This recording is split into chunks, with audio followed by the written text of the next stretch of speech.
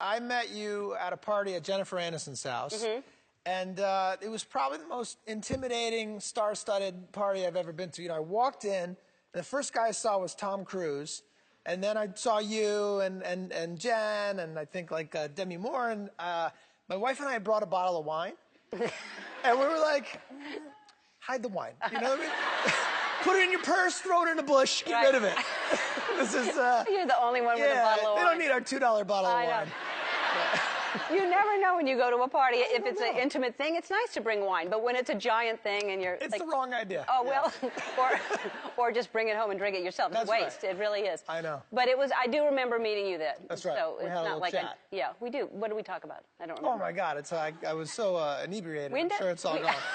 I think Very nervous at that. I think party. we went out to a car and listened to some music. Somebody was playing something in a car for us. Do you remember that at all? Do you really think that happened? No. Then maybe you're not who I'm thinking of. No, yeah, maybe not. Maybe not. Absolutely, we listened to some fine music. That definitely happened. It was good. So Horrible Bosses, very, very funny, and Jen, who you're kind of the brunt of all of her vulgarity. She does so many things to you that that must be really. It must be hard to deal with that. Yeah, somebody's got to do it. Yeah. You know what I mean? It's strange, though. It's strange hearing that stuff come out of her mouth because, and you know her better than I do, but it seems like that's not the way she would normally talk, right? No, it's not. Yeah. No.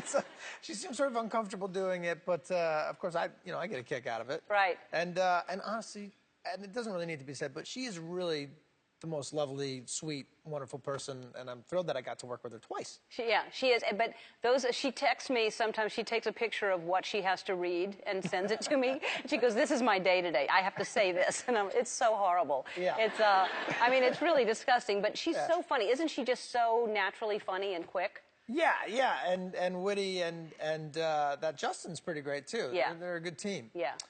So that was thrill to do all this movie. So and this is amazing that you're the longest running, and it's what a successful. How did you create It's Always Sunny? How did that happen? Well, we were all actors out here in Los Angeles, and I can remember auditioning for movies like Euro Trip 2 and getting feedback like he'll never work in comedy, and saying, man, I feel like I could be funny, and let's do this ourselves. So.